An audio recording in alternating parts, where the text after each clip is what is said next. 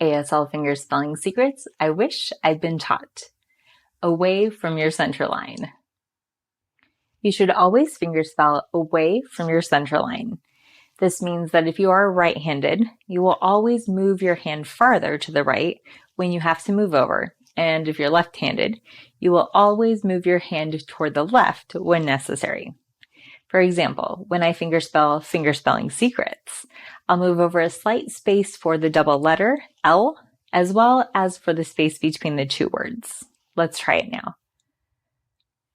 Fingerspelling secrets. All right, now let's try that with my left hand. Fingerspelling